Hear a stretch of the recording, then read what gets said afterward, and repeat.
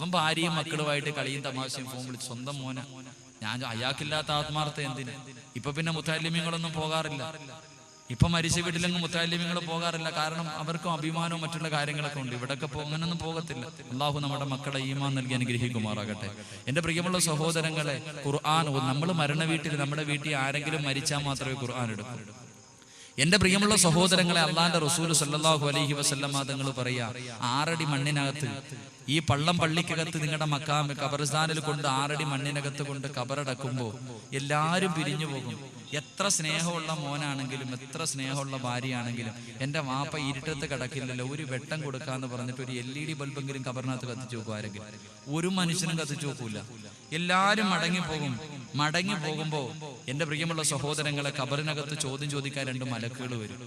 2 മലക്കുകൾ ഖബറിനകത്ത് വന്ന് ചോദ്യം ചോദിക്കാൻ വരുമ്പോ ഒരു പ്രകാശിക്കുന്ന മുഖത്തോടെ ഒരു ചെറുപ്പക്കാരൻ ഖബറിനകത്തുണ്ടാകും. മലക്കുകൾ ചോദിക്കുമ്പോ പറയും അത്ര, എന്ത് ചോദിക്കണമെങ്കിൽ എന്നോട് ചോദിക്കാം, അവൻ കടന്നുറങ്ങട്ടെ, അവൻ എന്റെ കൂട്ടുകാരനാണ്. തലഭാഗത്ത് വന്ന് ചോദിക്കുമ്പോഴും ഈ ചെറുപ്പക്കാരൻ പറയും അത്ര, എന്നോട് ചോദിക്കാൻ. കാലിന്റെ ഭാഗത്ത് വരുമ്പോഴും വന്നിട്ട് പറയും എന്നോട് ചോദിക്കാൻ. ഖബറിൽ ചോദ്യം ചോദിക്കാൻ വിടില്ല. എന്റെ അള്ളാന്റെ റസൂല് പറയുന്ന, നാളെ ഇവിടുത്തെ മക്കാമിൽ നിന്ന് ഖബർസ്ഥാനിൽ നിന്ന് ഇങ്ങനെ ചില ആൾക്കാർ തന്റെ തലയിലിരിക്കുന്ന മണ്ണും തട്ടിക്കിട്ട് എഴുന്നേറ്റ് വരുമ്പോ സ്വർഗത്തിലെ വസ്ത്രവും സ്വർണത്തിന്റെ കിരീടവുമായി പുഞ്ചിരിക്കുന്ന മുഖത്തോടെ നമ്മുടെ ഖബറിന്റെ തലഭാഗത്തൊരു ചെറുപ്പക്കാരൻ കാത്തു നിൽക്കും. എഴുന്നേറ്റുടനെ പറയും, സമയമില്ല, പെട്ടെന്ന് എഴുന്നേക്ക് മോനെ, സമയമില്ല, ഇതൊന്ന് ധരിക്ക്. സ്വർഗത്തിന്റെ വസ്ത്രമെടുത്ത് ശരീരത്ത് ധരിപ്പിക്കും. സ്വർണത്തിന്റെ കിരീടമെടുത്ത് തലയിൽ വെച്ചിട്ട് തന്റെ കയ്യും പിടിച്ചുകൊണ്ട് അള്ളാന്റെ മുന്നിലേക്ക് നടന്നു ചെല്ലും. പടച്ചവന്റെ മുന്നിലേക്ക് നടന്നു ചെല്ലും. ഈ കയ്യിൽ പിടിച്ചുകൊണ്ട് പോകുമ്പോ നീ ചോദിക്കും, ആരാ മോനെ നീ? ഞാൻ നിന്റെ കൂട്ടുകാരൻ. വിളിച്ചുകൊണ്ട് അള്ളാന്റെ മുന്നിൽ പോയിട്ട് പറയും അത്രേ, പടച്ചവനെ, ഇവന് നീ സ്വർഗം കൊടുക്കണം, ഇവൻ എന്റെ കൂട്ടുകാരൻ, ഇവൻ എന്റെ കൂട്ടുകാരനാ, സ്വർഗം കൊടുക്കണം. കൈപിടിച്ചുകൊണ്ട് സ്വർഗത്തിൽ പോയി റിദ്വാൻ എന്ന മലക്കിനോട് സലാം പറഞ്ഞ് കവാടങ്ങൾ തുറന്നിട്ട് സ്വർഗത്തിലെ തൂബ എന്ന് പറയുന്ന മരത്തിന്റെ ചുവട്ടിൽ നിന്നെ കൊണ്ടിരുത്തുന്ന ഒരു കൂട്ടുകാരനുണ്ട്. മഹാനായ നബിയുനാ റസൂലുള്ളാഹി സ്വല്ലല്ലാഹു അലൈഹി വസല്ലമ തങ്ങൾ പരിചയപ്പെടുത്തുന്ന ഒരു കൂട്ടുകാരൻ, ഏറ്റവും നല്ല കൂട്ടുകാരൻ. സ്വർഗത്തിലെ തൂബ എന്ന് പറയുന്ന മരത്തിന്റെ ചുവട്ടില് സ്വർണത്തിന്റെ സിംഹാസനത്തിൽ നിന്നെ കൊണ്ടിരുത്തിയിട്ട് നിന്നോട് സംസാരിക്കുന്ന ഒരു കൂട്ടുകാരനുണ്ട്. ആരാന്നറിയോ? നിന്റെ വീടിനകത്ത് പൊടിയടിച്ചിരിക്കുന്ന അള്ളാന്റെ പരിശുദ്ധ ഖുർആൻ, അള്ളാഹുവിന്റെ പരിശുദ്ധമായ ഖുർആൻ. ആ ഖുർആൻ ഓതാനോ തൊടാനോ പോലും മനസ്സോ സമയമോ ഇല്ലാതെ എന്റെ പ്രിയപ്പെട്ട ചെറുപ്പക്കാർ നടന്നുകൊണ്ടിരിക്കുമ്പോൾ അവനിന്ന് മാഹിയിലെ പെണ്ണിന് മറുപടി പറയാനും, തലശ്ശേരിയിലെ പെണ്ണിന് മറുപടി പറയാനും, മലപ്പുറത്തെ പെണ്ണിന് മറുപടി പറയാനും എന്റെ പ്രിയപ്പെട്ട ചെറുപ്പക്കാർ പറന്നു നടക്കുമ്പോൾ, എന്റെ പ്രിയമുള്ള സഹോദരങ്ങളെ, അല്ലാഹുവിന്റെ പ്രവാചകൻ ഒരു ചെറുപ്പക്കാരനെ കുറിച്ച് പറഞ്ഞു തരികയാണ്. എന്റെ പൊന്നുമോരെ, ഒരു ചെറുപ്പക്കാരനെ കുറിച്ച് അല്ലാഹുവിന്റെ റസൂൽ പറയുകയാ, നിന്റെ പള്ളിക്കകത്തിരിക്കുന്ന പരിശുദ്ധ ഖുർആനിനെ എടുക്കാനുള്ള മനസ്സ് കാണിച്ചാൽ, ഒന്ന് പഠിക്കാനുള്ള മനസ്സ് കാണിച്ചാൽ, എന്റെ പ്രിയപ്പെട്ട പെങ്ങളെ, നിന്റെ വീടിനകത്ത് ടിവിയുടെ അടിയിലിരുന്ന് പൊടിയടിച്ചിരുന്ന് നിനക്കെതിരെ ദുആ ചെയ്യുന്ന, നിനക്കെതിരെ ശപിച്ചുകൊണ്ടിരിക്കുന്ന പരിശുദ്ധ ഖുർആനുണ്ടല്ലോ, ആ അല്ലാഹുവിന്റെ കലാമെന്ന് തുറക്കാ മനസ്സ് കാണിച്ചാൽ, എന്റെ പ്രിയപ്പെട്ട ചെറുപ്പക്കാരാ, ഒരു ചെറുപ്പക്കാരനായ സഹാബി മരണപ്പെടുകയാണ്. സഅദ് ഇബ്നു മുആദ് റളിയല്ലാഹു അൻഹു എന്ന പ്രവാചകന്റെ സഹാബിയുണ്ടല്ലോ, ഈ ലോകത്ത് നിന്ന് യാത്ര പറയുകയാണ്. ആ സഹാബി ലോകത്ത് നിന്ന് യാത്ര പറയുമ്പോൾ പടച്ചവന്റെ സിംഹാസനം പോലും കുലുങ്ങുകയാ. പൊന്നുമോരെ, എന്റെ പ്രിയപ്പെട്ട ചെറുപ്പക്കാരാ, പെണ്ണ് പാടുന്നതിന് മറുപടി പാടി നടക്കണ്ട പൊന്നുമോരെ, വാശി കാണിക്കേണ്ടത് എന്തിനാണെന്നറിയുമോ ചെറുപ്പക്കാരാ? എന്റെ പ്രിയമുള്ള മോനെ, വാശി കാണിക്കേണ്ടത് എന്തിനെന്നറിയുമോ? അന്തല്ലദീ വലദത് ഉമ്മുക ബാക്കിയാ വന്നാസു ഹൗലക യൽഹഖൂന സുറൂറാ വജ്ഹദ് ലിനഫ്സിക അൻ തകൂന ഇദാ ബകൗ ഫീ ഹാലി മൗതിക ലാഹികം മസ്റൂറാ. എന്റെ എന്റെ പ്രിയപ്പെട്ട ചെറുപ്പക്കാരാ, വാസി കാണിക്കേണ്ടത് എപ്പോഴാണെന്നറിയുമോ മോനെ? എന്തിനാണടാ വാസി കാണിക്കേണ്ടതെന്നറിയുമോ? നിന്റെ വീടിനകത്ത് 3 കഷ്ടം തുണിയിൽ നിന്നെ പുതച്ച് കിടത്തുമ്പോൾ എടാ എല്ലാവരും നിന്റെ അടുത്ത് വന്ന് നിന്ന് കരയുമടാ. നീ ജനിക്കുന്ന സമയത്ത് നീ കരഞ്ഞടാ. നിന്റെ ഉമ്മയുടെ വയറ്റിൽ നിന്ന് ഈ ഭൂമിയിലേക്ക് കടന്നു വന്നപ്പോൾ നിന്റെ ഉമ്മ എത്ര കരഞ്ഞവളാണെങ്കിലും, എത്ര വേദന സഹിച്ചവളാണെങ്കിലും, നിന്റെ മുഖം കണ്ടപ്പോ നിന്റെ ഉമ്മ വല്ലാതെ പുഞ്ചിരിച്ചു മോനെ. നിന്റെ പ്രിയപ്പെട്ട വാപ്പ ചിരിച്ചടാ. നിന്റെ കൂടപ്പുറപ്പും നാട്ടുകാരും എല്ലാവരും ചിരിച്ചടാ. അവരെല്ലാവരും ചിരിക്കുമ്പോ നീ ഒരുപാട് കരഞ്ഞു മോനെ. നീ കരഞ്ഞു മോനെ. നീ കരയുമ്പോ അവരെല്ലാവരും നിന്റെ ചുറ്റുഭാഗത്ത് നിന്ന് ചിരിച്ചടാ. അതുകൊണ്ട് വാസി വേണം ചെറുപ്പക്കാരാ. അതുകൊണ്ട് വാസി വേണം ചെറുപ്പക്കാരാ. അതുകൊണ്ട് വജ്ഹദിൽ നഫ്സിക അൻ തകൂന ഇദാ ബകൂ ഫി ഹാലി മൗതിക ലാഹികം മസ്റൂറാ. നീ കരഞ്ഞപ്പോ നിന്റെ ചുറ്റുഭാഗത്ത് നിന്ന് ചിരിച്ചവരുണ്ടല്ലോ, അവരെ എല്ലാവരും ഒരു ദിവസം നിന്റെ മുന്നിൽ വന്ന് നിന്ന് കരയുമടാ. 3 കഷ്ടം തുണിയിൽ നിന്റെ വീടിനകത്ത് നിന്നെ പുതച്ചു കിടത്തുമ്പോൾ അവരെല്ലാരും നിന്റെ അടുത്ത് വന്ന് നിന്ന് കരയും മോരെ.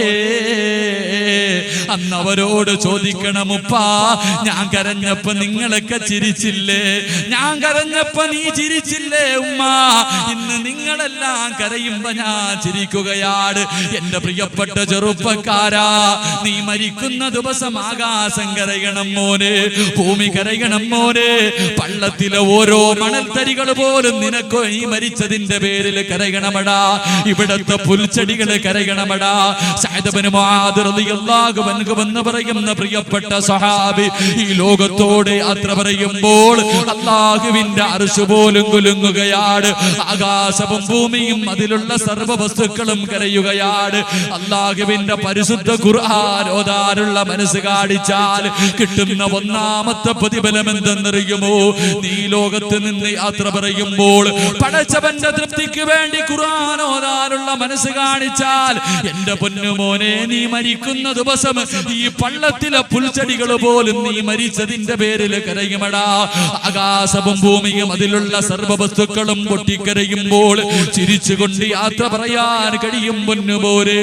രണ്ടാമതായി കിട്ടണ പ്രതിഫലം എന്തെന്നറിയുമോ? സഅദ് ഇബ്നു മുആദ് റളിയല്ലാഹു അൻഹുവിന്റെ മയ്യത്ത് ചുമന്നു കൊണ്ടുപോവുകയാണ്. മയ്യത്ത് ചുമന്നു കൊണ്ടുപോവുകയാണ്. സഹാബത്ത് പറയുന്നു, യാ റസൂലല്ലാഹ്, അല്ലാഹുവിന്റെ നബിയേ, മയ്യത്തിന് ഭാരമില്ല നബിയേ, സന്തൂക്കിന് ഭാരമില്ല നബിയേ. അല്ലാഹുവിന്റെ റസൂല് പറയുന്നു, സഹാബാ, മയ്യത്ത് ചുമന്നതാരാണെന്നറിയുവോ? മയ്യത്ത് മലക്കുകളാണ് പ്രിയപ്പെട്ട ചെറുപ്പക്കാരാ ചുമന്നത്. എടാ പൊന്നുമോരെ, നിന്റെ മയ്യത്ത് പള്ളം പള്ളിക്കകത്തേക്ക് കൊണ്ടുവരുമ്പോൾ സന്തൂക്കില് പിടിക്കേണ്ടത് മലക്കുകളായിരിക്കണമെന്ന് ആഗ്രഹമുണ്ടോ? മലക്കുകളെ കൊണ്ട് മയ്യത്ത് ചുമപ്പിക്കണമെന്ന് ആഗ്രഹമുണ്ടോ? അല്ലാഹുവിന്റെ പരിശുദ്ധമായ ഖുർആൻ ഓതുമുന്നുപോലെ മൂന്നാമതായി ഖുർആൻ ഓതുന്ന മനുഷ്യന് കിട്ടുന്ന പ്രതിഫലം എന്തെന്നറിയുമോ? സഅദ് ഇബ്നു മുആദ് റളിയല്ലാഹു അൻഹുവിന്റെ ഖബറടക്കാൻ വേണ്ടിയതാ ഖബർ കുഴിക്കുകയാണ്. ഖബർ കുഴിച്ചു കൊണ്ടിരിക്കുമ്പോൾ ഓരോ അടി കുഴിക്കുമ്പോഴും ഖബറിനകത്ത് നിന്ന് സുഗന്ധമടിച്ച് വീശുകയാണ്. വല്ലാത്ത സുഗന്ധമാണ് പൊന്നുപോലെ. എടാ, നിനക്ക് വേണ്ടി ഖബർ കുഴിക്കുന്ന മനുഷ്യന് പറയണം, ഈ ഖബറിനകത്ത് നിന്ന് വല്ലാത്ത സുഗന്ധമാണ്. എന്തൊരു സുഗന്ധമാണ് ഖബറിൽ നിന്നടിച്ച് വീശുന്നത്. സഅദ് ഇബ്നു മുആദ് റളിയല്ലാഹു അൻഹുവിനെ ഖബറടക്കാര് ഖബർ കുടിച്ചു കൊണ്ടിരുന്ന മനുഷ്യനുണ്ടല്ലോ, ഖബറിൽ നിന്ന് ഒരു പിടി മണ്ണ് വാരി തന്റെ മടിയിൽ വെക്കുകയാണ്. ഒരു പിടി മണ്ണെടുത്ത് തന്റെ മടിയിൽ വെക്കുകയാ. വീട്ടിലേക്ക് ഖബറടക്കിയിട്ട് നടന്നു പോവുകയാണ്. മഹാനായ ഇബ്നു ഹജർ തങ്ങൾ പഠിപ്പിക്കുകയാണ്, ആ മനുഷ്യനതാ വീട്ടിലേക്ക് കടന്നു ചെന്നിട്ട് തന്റെ കരയിലിരിക്കുന്ന മണ്ണങ്ങോട്ടെടുത്തു നോക്കുകയാണ്. അവിടുന്ന് നോക്കുമ്പോ ആ ചെറുപ്പക്കാരനായ സഹാബിക്ക് വേണ്ടി കുടിച്ച ഖബറിലെ മണ്ണുണ്ടല്ലോ, അത് കസ്തൂരിയായിരിക്കുകയാണ്. ആ മനുഷ്യനതാ പാതിരാത്രി പതിരാത്രിയിൽ സ്വപ്നം കാണുകയാണ്. മഹാനായ സഅദ് ഇബ്നു മുആദ് റളിയല്ലാഹു അൻഹു ആ ഖബർ കുഴിച്ച മനുഷ്യന് സ്വപ്നം കാണുമ്പോൾ അവിടുന്ന് ചോദിച്ചു, സഅദേ,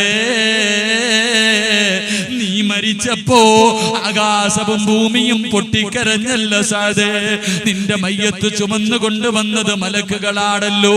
നിന്റെ മയ്യത്ത് ഖബറടക്കാൻ കുഴിക്കുമ്പോ ആ ഖബറിൽ നിന്ന് സുഗന്ധമടിച്ചു വീശിയല്ലോ.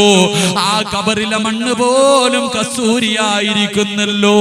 ഇത്ര വലിയ മഹത്വം കിട്ടാൻ സഅദേ എന്താ ചെയ്തതെന്ന് ചോദിക്കുമ്പോൾ മഹാനായ സഅദ് ഇബ്നു മുആദ് റളിയല്ലാഹു അൻഹു സ്വപ്നത്തിൽ പറഞ്ഞു കൊടുക്കുകയാ, ഞാൻ പിടിച്ച നോമ്പും ഞാൻ ഓതിയ പരിശുദ്ധ ഖുർആനിന്റെ പ്രതിഫലമാണെന്ന് പറയുമ്പോൾ എന്റെ പ്രിയപ്പെട്ട ചെറുപ്പക്കാരാ, അല്ലാഹുവിന്റെ തൃപ്തിക്ക് വേണ്ടി ഖുർആൻ ഓതാ തയ്യാറാകുമോരെ? നിന്നെ പോലെ ഒരു ചെറുപ്പക്കാരനായിരുന്നു പൊന്നുപോരെ. മയ്യത്ത് ചുമന്നത് മലക്കുകളാ പൊന്നുപോരെ. ഖബറിനകത്ത് നിന്ന് സുഗന്ധമടിച്ച് വീശി പൊന്നുമോരെ. എന്റെ പ്രിയപ്പെട്ട പെങ്ങൾക്ക് എല്ലാവരെയും അറിയാം. ഏത് സീരിയൽ നടിയെ കുറിച്ച് ചോദിച്ചാലും എന്റെ പെങ്ങൾക്കറിയാം. ഏത് സീരിയൽ നിർത്തിയത് എവിടെയാണെന്ന് ചോദിച്ചാലും എന്റെ ഉമ്മയ്ക്കറിയാം. എന്തെല്ലാം കഥകൾ ചോദിച്ചാലും, ഏത് നോവലിനെ കുറിച്ച് ചോദിച്ചാലും, ഏത് സിനിമാ താരത്തെ കുറിച്ച് ചോദിച്ചാലും എന്റെ പള്ളത്തുള്ള പെങ്ങൾക്ക് പറയാ വല്ലാത്ത സന്തോഷമാണ്, പറയാമല്ലാത്ത സന്തോഷമാ. പക്ഷേ എന്റെ പ്രിയപ്പെട്ട പെങ്ങളെ, നിനക്ക് വേണ്ടി ഒന്നും പറഞ്ഞില്ലെന്ന് നീ പരാതി പറയല്ലേ. ആരാണ് നഫീസത്തുൽ മിസ്രി എന്നറിയുമോ? അല്ലാഹുവിന്റെ പ്രവാചകൻ പഠിപ്പിക്കുകയാണ്. നഫീസത്തുൽ മിസ്രി റളിയല്ലാഹു തആല അൻഹയുടെ ചരിത്രം അറിയുമോ? നഫീസത്ത് മാലയൊന്നെടുത്ത് വെച്ചോതാൻ കഴിഞ്ഞിട്ടുണ്ടോ? നിന്നെ പോലെ ഒരു ചെറുപ്പക്കാരിയായിരുന്നു, നിന്നെക്കാളും സൗന്ദര്യമുള്ളവളാ, നിന്നെ പോലെ വികാരമുള്ളവളാ, പച്ചമാംസവും ശരീരവുമുള്ള പെണ്ണായിരുന്നു. നഫീസത്തുൽ മിസ്രി റളിയല്ലാഹു തആല അൻഹയുണ്ടല്ലോ, പരിശുദ്ധ ഖുർആൻ കേട്ടുകൊണ്ടിരിക്കുകയാണ്. ഖബറിനെ കുറിച്ചുള്ള ആയത്ത് ഓതുകയാണ്, അദാബിനെ കുറിച്ചുള്ള ആയത്ത് കേൾക്കുകയാണ്. തന്റെ വീട്ടിലേക്ക് പ്രഭാഷണം കഴിഞ്ഞ് മടങ്ങി പോവുകയാണ്. തന്റെ കൂരയ്ക്കകത്തേക്ക് കടന്നു ചെന്ന് അന്ന് വരെ നിസ്കരിച്ചു കൊണ്ടിരുന്ന സ്ഥലത്ത് നിന്ന് മുസല്ലയെടുത്തു മാറ്റുകയാണ്. മുസല്ലയെടുത്ത് മാറ്റിയിട്ട് വീടിന്റെ മൂലയിലേക്ക് കടന്നു ചൊല്ലുകയാണ്. മണ്ണ് കുടിക്കുന്ന ആയുധം എടുത്തു കൊണ്ടുവരികയാണ്. വീടിനകത്ത് നമസ്കരിച്ചു കൊണ്ടിരുന്ന സ്ഥലത്ത് കബറ് കുടിക്കാൻ തുടങ്ങുകയാ. പൊന്നുമോളെ, ഇന്ന് വരെ കബറ് കുടിച്ചിട്ടുണ്ടോ? ഇന്ന് വരെ കബറ് കണ്ടിട്ടുണ്ടോ? ഇന്ന് വരെ പള്ളിക്കാട്ടില് പോയിട്ടുണ്ടോ? അവിടെ പോകേണ്ടവളാണെന്ന് നിനക്ക് വിചാരമുണ്ടോ? നിന്നെ പോലെ ഒരു പ്രിയപ്പെട്ട പെങ്ങളുണ്ടല്ലോ, വീടിനകത്ത് കബറ് കുടിക്കുകയാണ്. ദിവസങ്ങൾ കടന്നു പോവുകയാണ്. രാവിലെ മുതൽ വൈകുന്നേരം വരെ നോമ്പ് പിടിച്ചിട്ട് പാതിരാത്രികൾ മുഴുവനും ആരും അറിയാതെ വീടിനകത്ത് കബറ് കുടിച്ചു കൊണ്ടിരിക്കുകയാണ്. കബറിന്റെ പണി അങ്ങോട്ട് പൂർത്തിയാകുമ്പോൾ നഫീസത്തുൽ മിസ്രി റളിയല്ലാഹു തആല അൻഹ വീടിന്റെ വെളിയിലേക്ക് ഇറങ്ങുകയാണ്. കുളിച്ചു ശുദ്ധിയാവുകയാണ്. വീടിനകത്തേക്ക് കടന്നു വരികയാണ്. നമസ്കരിക്കാറുള്ള മുസല്ല എടുക്കുകയാണ്. വിളക്കെടുത്ത് അങ്ങോട്ട് മാറ്റി വെക്കുകയാണ്. തനിക്ക് വേണ്ടി കുടിച്ചിട്ട ഖബറിനകത്തേക്ക് ഇറങ്ങിയിരുന്നിട്ട് നഫീസത്തുൽ മിസ്രി റളിയല്ലാഹു തആല അൻഹ 10,000 റക്അത്തോളം നിസ്കരിക്കുകയാ. 10,000 റക്അത്തോളം സ്വന്തമായി ഖബർ ഖബറിനകത്തിറങ്ങിയിരുന്ന് നിസ്കരിക്കുകയാണ്. എന്റെ പ്രിയപ്പെട്ടവരെ, നമസ്കാരം അങ്ങോട്ട് കഴിയുമ്പോ അല്ലാഹുവിന്റെ പരിശുദ്ധ ഖുർആൻ എടുക്കുകയാണ്. എന്റെ പ്രിയപ്പെട്ട പെങ്ങന്മാരുടെ വീട്ടിൽ അലമാരിയുടെ മുകളിൽ പൊടികടിച്ചിരിക്കുന്ന ഖുർആൻ, ഒന്ന് തുറന്നു നോക്കാത്ത ഖുർആൻ, ഒരു സൂറത്ത് പോലും ഓതാത്ത ഖുർആൻ, ഒരു 10 സൂറത്ത് പോലും ഹൃദയത്തിൽ കൊണ്ട് നടക്കാത്ത പെങ്ങള്, ഒരു യാസീനെങ്കിലും ഇന്നത്തെ ദിവസം ഓതാത്ത പെങ്ങള്, നഫീസത്തുൽ മിസ്രി റളിയല്ലാഹു തആല അൻഹ ഖബറിനകത്തിരുന്നിട്ട് 6000 പ്രാവശ്യം അലിഫ് ലാം മീം, അവിടെ മുതൽ മിനൽ ജിന്നതി വന്നാസ് 6000 പ്രാവശ്യമാ ഖത്തം തോതി തീർത്തത്. 6000 പ്രാവശ്യം ഖബറിനകത്തിറങ്ങിയിരുന്ന് ഓതി തീർക്കുകയാ. എന്റെ പള്ളത്തുള്ള പെങ്ങളെ, ഒരു പ്രാവശ്യമെങ്കിലും മോളെ നിന്നെ കൊണ്ട് ഓതി തീർക്കാൻ കഴിഞ്ഞിട്ടുണ്ടോ? പർദ്ദ ധരിച്ചുകൊണ്ട് മുസ്ലിം എന്ന് പറഞ്ഞ് എന്റെ പ്രിയപ്പെട്ട പെങ്ങള് നടക്കുകയാണ്. മോളെ എന്തിനാ നീ പർദ്ദ ധരിക്കുന്നത്? ഒരു ഖത്തം നിന്റെ ജീവിതത്തിൽ ഓതി തീർക്കാൻ കഴിഞ്ഞിട്ടില്ലെങ്കിൽ മുസ്ലിം എന്ന് പറഞ്ഞ് നടക്കല്ല പെങ്ങളെ. നഫീസത്തുൽ മിസ്രിയ റളിയല്ലാഹു തആല അൻഹു എന്നും നോമ്പുകാരിയാണ്. രാത്രി ഉറക്കമില്ല, നമസ്കാരവും ഖുർആനും ഓതിക്കൊണ്ടിരിക്കുകയാണ്. തന്റെ കുടുംബക്കാര് കടന്നു വരികയാണ്. അവിടെന്ന് പറയുന്നു, നഫീസ പട്ടിണി കിടക്കല്ലേ നഫീസ, ഒരു ദിവസമെങ്കിലും ആഗ്രഹാഹാരം കഴിക്കു നഫീസ, ഒരു രാത്രിയെങ്കിലും ഒന്നുറങ്ങു നഫീസ, ഇല്ലെങ്കിൽ നീ പട്ടിണി കിടന്ന് മരിച്ചു പോകുമെന്ന് പറയുമ്പോൾ എന്റെ പ്രിയപ്പെട്ട മുസ്ലിം പെണ്ണേ, നിന്നെ പോലെ ഒരു സുന്ദരിയായ പെണ്ണ് പറയുകയാണ്, 30 വർഷക്കാലമായി രാവിലെ മുതൽ വൈകുന്നേരം വരെ നോമ്പ് പിടിച്ച് അല്ലാഹുവിന് വേണ്ടി നമസ്കരിച്ച് ഖുർആൻ ഓതിയിട്ട് അല്ലാഹുവോട് ചോദിക്കുന്നത് രണ്ട് കാര്യമാ. എന്താ ചോദിക്കുന്നതെന്നറിയുമോ? പടച്ച റബ്ബേ, അസ്റായിലിനെ കണ്ടുമുട്ടുന്ന ദിവസം എന്നെ ഒരു നോമ്പുകാരിയാക്കണേ അല്ലാ. നിന്റെ ഖുർആൻ ഓതി എന്നെ മരിപ്പിക്കണേ റബ്ബേ. തന്റെ കുടുംബക്കാര് മടങ്ങി പോവുകയാണ്. ദിവസങ്ങൾ കഴിയുകയാണ്. തന്റെ മരണം അങ്ങോട്ടെടുക്കുകയാണ്. മരണത്തിന്റെ സമയമെത്തുമ്പോൾ നഫീസത്തുൽ മിസ്രിയ റളിയല്ലാഹു തആല വീടിന്റെ വെളിയിലേക്ക് പോയി കുളിക്കുകയാണ്. വളരെ സൂക്ഷ്മതയോടുകൂടി അവസാനത്തെ കുളിയാണ്. കുളിച്ചിട്ട് തന്റെ വീടിനകത്തേക്ക് കടന്നു വരികയാണ്. തനിക്ക് വേണ്ടി വാങ്ങി വച്ചിരിക്കുന്ന കഫൻ തുണി എടുക്കുകയാണ്. തനിക്ക് വേണ്ടി വാങ്ങി വച്ചിരിക്കുന്ന കഫൻ തുണി എടുക്കുകയാ. സ്വന്തമായിട്ട് കുടിച്ചിട്ട കബറിന്റെ ഓരത്ത് പോയിട്ട് കാത്തു കിടക്കുകയാണ്. ആ അവസരത്തിൽ അതാ ആകാശത്തിന്റെ കവാടങ്ങൾ കീറി മുറിച്ചുകൊണ്ട് മലക്കുൽ മൗത്ത് അസ്റായീൽ അലൈഹിസ്സലാം കടന്നു വരികയാണ്. പുഞ്ചിരിക്കുന്ന മുഖത്തോട് സലാം പറഞ്ഞു സ്വീകരിക്കുകയാണ്. ഒന്നാമത്തെ ആഗ്രഹം സാധിച്ചു ാണ്. ഇസ്രായേലിനെ കണ്ടുമുട്ടുന്ന ദിവസം നോമ്പുകാരിയാണ്. മരിക്കുന്ന ദിവസം നോമ്പുകാരിയാണ്. ഇസ്രായേൽ അലൈഹിസ്സലാം വീടിനകത്തേക്ക് കടന്നു വന്നിട്ട് നഫീസത്തുൽ മിസ്രിയ റളിയല്ലാഹു തആല അൻഹയുടെ റൂഹ് അങ്ങോട്ട് പിടിക്കാൻ തുടങ്ങുകയാ.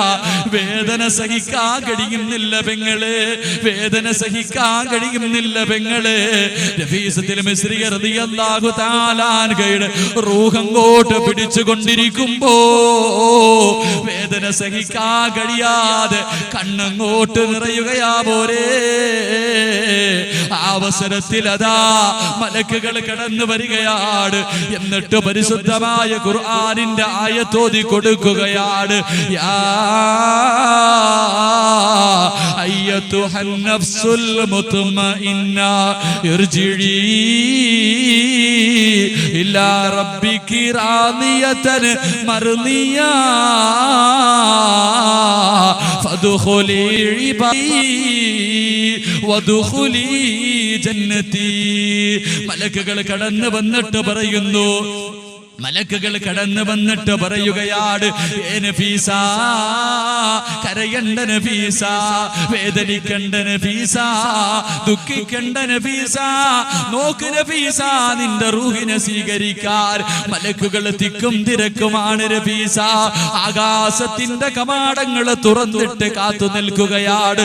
അതുകൊണ്ട് ഇർജിഇ ഇലാ റബ്ബികി റാദിയതൻ മർദിയ ഫദ്ഖുലി ഫി ഇബാദി വദ്ഖുലി ജന്നതി. മലക്കുകൾ അങ്ങോട്ട് സ്വാഗതമരുളുകയാണ്. മലക്കുകൾ സന്തോഷ വാർത്ത അറിയിക്കുകയാണ്. തന്റെ ഒന്നാമത്തെ ആഗ്രഹം നടന്നിരിക്കുകയാ. നോമ്പുകാരിയായി മരിക്കണമെന്ന് ആഗ്രഹം നടന്നു. രണ്ടാമത്തെ ആഗ്രഹം എന്തെന്നറിയുമോ? കബർ കുടിച്ചിട്ട് കബറിനകത്തിറങ്ങിയിരുന്ന് 6000 പ്രാവശ്യം ഓതി തീർത്ത പരിശുദ്ധ ഖുർആൻ ഇസ്തിഗ്ഫാർ ഓതി മരിക്കണമെന്നാണ് രണ്ടാമത്തെ ആഗ്രഹം. തന്റെ മരണം അങ്ങോട്ടെടുക്കുമ്പോ പരിശുദ്ധ ഖുർആൻ എടുക്കുകയാണ്, അല്ലാഹുവിന്റെ കലാം എടുക്കുകയാ. എന്നിട്ട് എന്റെ പെങ്ങളെ ഒരായത്തോതുകയാ മോളെ, ഒരായത്തോതുകയാ മോളെ. മരിക്കുമ്പോ ആയത്തോതി മരിക്കണമെന്ന് നിനക്ക് ആഗ്രഹമുണ്ടോ? അതിനെന്താ ചെയ്യേണ്ടതെന്നറിയുമോ? ഇന്ന് വീട്ടിലേക്ക് മടങ്ങി പോകടേ, ഒന്നുമെടുത്തിട്ട് പരിശുദ്ധ ഖുർആൻ എടുത്തിട്ട് അതിന്റെ മുകളിലിരിക്കുന്ന പൊടി തുടച്ച് കളയണം. എന്നിട്ടൊരു സൂറത്തോതണം. എന്നിട്ട് 2 റക്അത്ത് നിസ്കരിച്ചിട്ട് അല്ലാഹുവേ അറിവില്ലാതെ പ്രവർത്തിച്ചതാണല്ലാ, പൊറുത്തു തരണേ എന്ന് പൊട്ടിക്കരഞ്ഞുകൊണ്ട് തൗബ ചെയ്യണേ.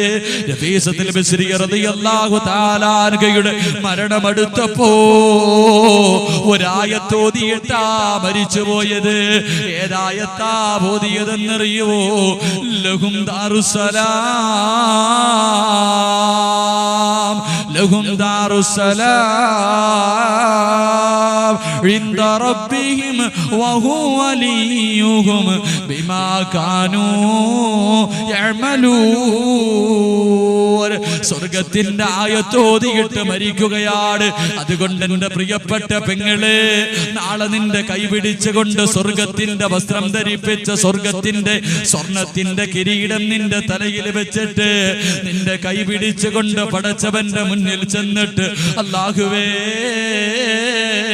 ഇവക്ക് നീ സ്വർഗം കൊടുക്കണേ അല്ലാ, ഇവന് നീ സ്വർഗം കൊടുക്കണേ അല്ലാ എന്ന് പരിശുദ്ധ ഖുർആൻ പറഞ്ഞിട്ട് നിന്നെ സ്വർഗത്തിലെ തൂബ എന്ന് പറയുന്ന മരത്തിന്റെ ചുവട്ടിൽ കൊണ്ടിരുത്തുന്ന ഖുർആൻ ഓതാൻ എന്റെ പ്രിയപ്പെട്ടവരെ തീരുമാനിക്കണേ.